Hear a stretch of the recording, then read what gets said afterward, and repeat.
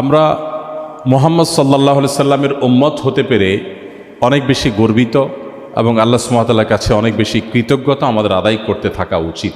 কারণ পৃথিবীর ইতিহাসে বহু মানুষ এসেছে, আরও বহু মানুষ আসবে। মুহাম্মদ সাল্লাল্লাহু আলাইহি সাল্লাম এমন মানুষ যে তার চাইতে জনপ্রিয়, তার চাইতে বেশি মানুষের ভালোবাসা পৃথিবীতে পেয়েছেন এমন আরেকজন মানুষ পৃথিবীতে আপনি খুঁজে বের করতে পারবেন না। শুধু তাকে ভালোবেসে তার নামে নিজের সন্তানকে নামকরণ করার যে রেকর্ড, এটা পৃথিবীর ইতিহাসে আরেকজন মানুষের বেলা আপনি দেখাতে পারবেন না। গোটা বিশ্বে মুহাম্মদ নামের যত মানুষ আছে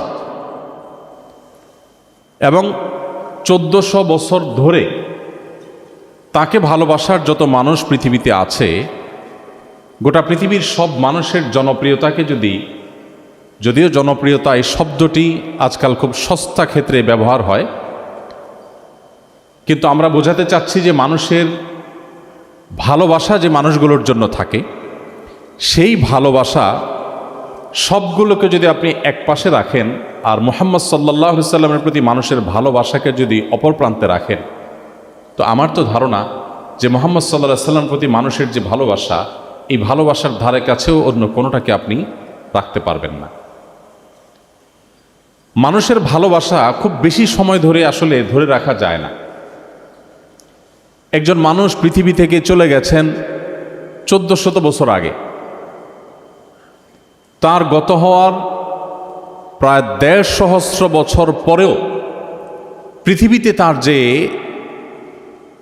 জনপ্রিয়তা, বরং আমি ভিন্ন শব্দ বলি, তার প্রতি মানুষের যে ভালোবাসা, 1450 বছর পরের কথা, 14 বছর পরেই পৃথিবীর সকল জনপ্রিয় মানুষদের জনপ্রিয়তায় ভাটা পড়ে যায়। 14 বছরেরও প্রয়োজন হয় না, 14 মাস পর পৃথিবীর সবচাইতে আলোচিত, প্রশংসিত এবং অনেক নামি দামি মানুষগুলোর প্রশংসা এবং আলোচনা হারিয়ে যেতে শুরু করে। একজন মানুষ তার জীবনে কি ছিল যে কারণে যে 1400 বছর পরও পৃথিবীতে তিনি শুধু প্রাসঙ্গিকই নন, তিনি পৃথিবীর সকল মানুষের মধ্যে সবচেয়ে বেশি মানুষের কাছে প্রিয় এবং ভালোবাসার পাত্র। তাকে অন্তঃস্থল থেকে মানুষ এত ভালোবাসে কি কারণে? কি ছিল তার বৈশিষ্ট্য? অবাক করা বিষয় হলো, তাকে নিয়ে বহু গবেষণা হয়েছে, হচ্ছে, কিয়ামত পর্যন্ত হতে থাকবে। একজন মানুষ যার জীবনকে নিয়ে গবেষণা করে কোনো প্রকার কুল কেনারা করে মানুষ শেষ করতে পারছে না, পারবেও না। নতুন নতুন তত্ত্ব, নতুন নতুন দিক তার জীবনের মানুষ আবিষ্কার করছে এবং কিয়ামত পর্যন্ত সেটিকে মানুষ আবিষ্কার করতে থাকবে এবং অনুসরণীয় এক ব্যক্তিত্ব হিসাবে তার ধারে কাছে রাখার মতো আরেকটি মানুষ পৃথিবীতে পাওয়া যাবে না। সময়ত উপস্থিতি, আল্লাহর হাবিব সাল্লাল্লাহু আলাইহি সাল্লামের প্রতি মানুষের ভালোবাসা, আল্লাহর নবীর প্রতি মানুষের ভালোবাসার যে নজির আমরা দেখতে পাচ্ছি আজ পৃথিবীতে, আপনি পৃথিবীর ইতিহাসের অনেক বড় বড় রাজা বাদশাহ, অনেক বড় বড় প্রভাবশালী ব্যক্তিত্ব, অনেক সম্পদশালী ব্যক্তিত্ব, অনেক জনপ্রিয় ব্যক্তিত্ব পাবেন, যাদের গত হয়ে যাওয়ার 50, 100, 150, 200 বছর পর পৃথিবীতে তারা অনেকটাই অপ্রাসঙ্গিক হয়ে গেছে। তাদের 14 গোষ্ঠীর নাম ধরে কেউ যদি গালিগালাজও করে, কারোর কষ্ট হবে না। কিন্তু মুহাম্মদ সাল্লাল্লাহু আলাইহি সাল্লাম এমন এক মানুষ ছিলেন যে 1500 বছর পরও পৃথিবীর কোনো এক প্রান্তে তাকে নিয়ে কেউ একটা খারাপ মন্তব্য করলে কোটি কোটি মানুষের হৃদয়ে সত্যিকারের রক্তক্ষরণ শুরু হয়ে যায়, চোখের পানি চলে আসে, ক্ষোভে মানুষ ফেটে পড়ে। কি সেই সম্মোহনী শক্তি যেটা গোটা পৃথিবীকে আচ্ছন্ন করে রেখেছে? নবী রাসূলদের মধ্যেও তো অন্যান্য নবী রাসূলদের ক্ষেত্রে এই একই দৃষ্টান্ত আমরা খুঁজে পাই না। অর্থাৎ তিনি সকল নবী রাসূলদের মধ্যেও যে সবচেয়ে সেরা এবং শ্রেষ্ঠ এবং সবার চাইতে অনন্য, এটা তার জীবনের বহু দিক হয়তো আমরা দেখে খুঁজে বের করতে পারব। সময়ত উপস্থিতি, একজন মুসলিম তো বটেই, সত্যানুসন্ধানী মানুষ হিসেবে আমাদের প্রত্যেকের উচিত সেই মহামানবের জীবনকে শুরু থেকে শেষ পর্যন্ত একবার হলেও জানার চেষ্টা করা। কি ছিল তার জীবনে যে তিনি এতটা ভালোবাসা মানুষের অর্জন করতে পেরেছিলেন, এতটা প্রাসঙ্গিক তিনি 1500 বছর পরেও গোটা পৃথিবীতে এরকম একজন মানুষকে নিয়ে জানার যে কৌতূহল, জানার যে আগ্রহ, এটা সত্যানুসন্ধানে মানুষ হিসাবে আমাদের প্রত্যেকের মধ্যেই থাকা উচিত। এবং আমি আশা করব যে আমরা এখানে আজকে যারা আছি, যারা আমাদের বক্তব্য শুনছি, আমি সবাইকে অনুরোধ করব যে প্রিয় নবী সাল্লাল্লাহু আলাইহি সাল্লাম, মুহাম্মদ সাল্লাল্লাহু আলাইহি সাল্লামের জীবনী শুরু থেকে শেষ পর্যন্ত, তার জন্মের আগের প্রেক্ষাপট, তখনকার বিশ্ব পরিস্থিতি, বিশেষ করে তার জন্মস্থান মক্কা এবং তার আশপাশের যে পরিবেশ পরিস্থিতি ছিল, এবং তার জন্ম থেকে নিয়ে মৃত্যু পর্যন্ত পুরা জীবনীকে আমরা যদি কেউ জানতে চাই, তাহলে সেক্ষেত্রে 3 থেকে 400 পৃষ্ঠার একটি বই আমাদের জন্য এর সহায়ক হতে পারে, যথেষ্ট হতে পারে।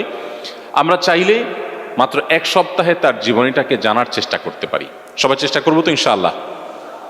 আমি আজ বিশেষভাবে আপনাদের প্রতি অনুরোধ রাখবো যে নবী সাল্লাল্লাহু আলাইহি সাল্লামকে জানার উদ্দেশ্যে তার যে কোনো একটি পূর্ণাঙ্গ সিরাতের গ্রন্থ শুরু থেকে শেষ পর্যন্ত আপনি পড়ে শেষ করেন। বরং সম্ভব হলে আপনি কমপক্ষে 3টি সিরাতের গ্রন্থ 3 আঙ্গিকে লেখা, সেগুলো যদি আপনি পড়ে দেখেন, আমার বিশ্বাস আপনার ইমানের মিটার এটা সাধারণ স্তর থেকে অনেক উপরে উঠে যাবে ইনশাআল্লাহ। সম্মানিত উপস্থিতি, নবী করিম সাল্লাল্লাহু আলাইহি সাল্লাম পৃথিবীতে এসে পৃথিবীকে কি দিয়ে গেছেন, এই আলোচনা তো অনেক বড় আলোচনা। তার যে অবদান ছিল বিশ্ব মানবতার প্রতি, তার মধ্যে সবচেয়ে বড় বিষয় যেটি, তা হলো গোটা বিশ্বের মানুষকে তিনি হেদায়েতের পথে পথনির্দেশ করেছেন। বিভ্রান্তি এবং গোমরাহির পথ থেকে মানুষকে মুক্তির পথ দেখিয়েছেন। এজন্যই তাকে বলা হয় মানবতার মুক্তির দূত। মানুষের কল্যাণ এবং অকল্যাণের পথ তিনি চিহ্নিত করে দিয়ে গেছেন। আজ পৃথিবীতে অনেক আইডিয়া মানুষ এক্সপেরিমেন্ট করছে, অনেক আইডিয়া পশ্চিমে, পূর্বে, মধ্যে, গোটা পৃথিবীতে আপনি দেখবেন মানুষ অ্যাপ্লাই করে দেখছে। এই আইডিয়া, এই ধারণাগুলোকে অ্যাপ্লাই করার পর কখনো তার বিরূপ প্রভাব আমরা লক্ষ্য করছি, কখনো তার ভালো প্রভাব লক্ষ্য করছি, কখনো দেখতে পাচ্ছি যে একটা সময় পর্যন্ত তার ভালো প্রভাব থাকলেও আবার একটা সময় তার খারাপ প্রভাব আমাদের কাছে প্রকাশিত এবং প্রমাণিত হয়ে যায়। নবী করিম সাল্লাল্লাহু আলাইহি সাল্লাম তিনি যে লাইফস্টাইল, তিনি যে জীবন দর্শন বিশ্ব মানবতাকে দিয়ে গেছেন, আজও পর্যন্ত পৃথিবীতে কেউ এটি প্রমাণ করতে পারেনি যে মুহাম্মদ সাল্লাল্লাহু আলাইহি সাল্লামের দেওয়া লাইফস্টাইল বা তার দেওয়া জীবন দর্শনের এই দিকটা মানব সভ্যতার জন্য অনুপকারী বলে সাব্যস্ত হয়েছে। এটা আজও পর্যন্ত পৃথিবীতে কেউ বলতে পারেনি। বরং অবাক করা বিষয় হলো যে তার দেওয়া জীবন দর্শনের বিভিন্ন দিক, সেগুলোর যৌক্তিকতা, সেগুলোর বৈজ্ঞানিক ব্যাখ্যা, সেগুলোর যথার্থতা, এটা বিভিন্ন সময় শত শত বছর পর মানুষ আবিষ্কার করছে, উদ্ঘাটন করছে, অনুভব করছে, উপলব্ধি করতে পারছে। বিশেষ করে 2024-এর এই পর্যায়ে দাঁড়িয়ে আপনি নবী সাল্লাল্লাহু আলাইহি সাল্লামের শত শত সুন্নাহ খুঁজে পাবেন, যে সুন্নাহগুলোর যৌক্তিকতা, যথার্থতা 50, 100 বা 150 বছর আগেও পৃথিবীর মানুষ জানতো না, কিন্তু আজ সেটা দিনের আলোর মতো পরিষ্কার। তো এই মানুষটি সম্পর্কে জানার কৌতূহল, জানার আগ্রহ, জানার জন্য আমাদের মধ্যে প্রেরণা থাকা উচিত। অন্তত তার উম্মত হিসাবে, তার অনুসারীর দাবিদার হিসাবে তার জীবনী জানা আমাদের জন্য একেবারেই অপরিহার্য। আল্লাহ তাআলা আমাদের সবাইকে সে তৌফিক দান করুন। সম্মানিত উপস্থিতি, নবী করিম সাল্লাল্লাহু আলাইহি সাল্লাম, তার কথা শুনলেই সাধারণত আমাদের স্মৃতিপটে বা মানসপটে ভেসে ওঠে যে তিনি ইসলাম ধর্মের প্রবর্তক ছিলেন। তিনি মানুষকে ধর্মের কথা বলতেন, আল্লাহর কথা, রাসূলের কথা বলতেন, আখিরাতের কথা বলতেন। এটুকুর মধ্যেই বোধহয় তার জীবন সীমাবদ্ধ। আমি এটুকু খাটো করে দেখাচ্ছি না, বরং এই বিষয়টা ছিল তার জীবনের সবচেয়ে বড় বিষয়। এবং তার জীবনের সবচেয়ে বড় মিশন হলো, যেটা আমি একটু আগে বলছিলাম, মানবতাকে মুক্তির পথ দেখানো।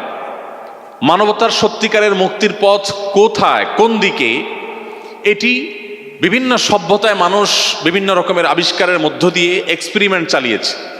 মানুষ দেখেছে যে এভাবে চলে দেখা যাক মানুষের অধিকার আদায় করা যায় কিনা, ওইভাবে চলে দেখা যাক মানুষকে সুখে বা শান্তিতে রাখা যায় কিনা। অন্য কোনো আইডিয়া হয়তো অন্য কোনো সভ্যতায়, অন্য কোনো সমাজে এক্সপেরিমেন্ট করা হয়েছে যে সেটার কোনো সুফল পাওয়া যায় কিনা। আমি যেটি বলছিলাম, মুহাম্মদ সাল্লাল্লাহু আলাইহি সাল্লাম এমন জীবন দর্শন নিয়ে এসেছেন যে 1400 বছর আগের কোনো জীবন দর্শন এ যুগে পৃথিবীতে প্রাসঙ্গিক হওয়া তো দূরের কথা, একেবারেই অচল হওয়ার কথা। যেখানে তার জীবন দর্শনের প্রতিটি দিকের একেবারে ক্ষুদ্রাতি ক্ষুদ্র দিকও যদি আপনি খুঁজে দেখেন তো দেখবেন যে সেটার যথার্থতা, সেটার বাস্তবতা দিন যত অতিবাহিত হচ্ছে তত বেশি আমাদের কাছে দিনের আলো মতো পরিষ্কার হচ্ছে। আপনারা মেডিকেল কলেজের স্টুডেন্ট, আপনাদের উদ্দেশ্যে বলতে পারি যে এই যে কোভিড-19 গেল, আমরা কোয়ারেন্টাইনের কথা শুনলাম, আমরা স্বাস্থ্যবিধির কথা শুনলাম। আমার কাছে একবার এক সাংবাদিক কোন একটা টিভি চ্যানেলের উনি আসলেন কোভিড-19 সময়, এসে বললেন, হুজুর স্বাস্থ্যবিধি সম্পর্কে একটু কিছু কথা বলেন। তো আমি বললাম, এটা তো ডাক্তারদের সাবজেক্ট, এটা তো আমার সাবজেক্ট না, আমি তো একজন টিপিক্যাল হুজুর মানুষ, আমার কাছে তো হুজুরই কোনো সাবজেক্ট নিয়ে আসবেন। তখনই বললেন যে ভাই, মূলত আমাদের ধর্মে যেহেতু পরিচ্ছন্নতার কথা বলা আছে, আর ডাক্তাররা আমাদেরকে পরিচ্ছন্ন থাকতে উৎসাহিত করেন, অনুপ্রাণিত করেন, তো এই জায়গাটায় যেহেতু আপনাদের ইন্টারেস্ট এবং ডাক্তারদের ইন্টারেস্টের জায়গাটা এক হয়ে যাচ্ছে, মানুষ যেহেতু আলেমদের কথা শুনতে পছন্দ করেন, আপনি কিছু কথা বলেন। তো সে প্রসঙ্গে আমরা কিছু কথা বললাম, সাংবাদিক অবাক হয়ে গেলেন এবং বললেন যে ভাই, এর অনেক কথা আমারও জানা ছিল অ্যাজ এ মুসলিম, তবে অবাক করা বিষয় হলো যে মনে হচ্ছে যে কোভিড-19 এই প্রেক্ষাপটে মহানবী হজরত মোহাম্মদ সাল্লাল্লাহু সাল্লাম মনে হচ্ছে আজকেই এই হাদিসগুলো বলে গেলেন। এটা যে 1450 বছর আগের বলা কথা, সেটা যে আজকের এই কোভিড-19 ভয়াবহ পরিস্থিতিতে গোটা পৃথিবী যখন দিশেহারা, এই সময়টাতেও তার সে কথাগুলো যে প্রাসঙ্গিক হতে পারে, এটা তো ভাবতেই অবাক লাগছে। কিভাবে সম্ভব এটা?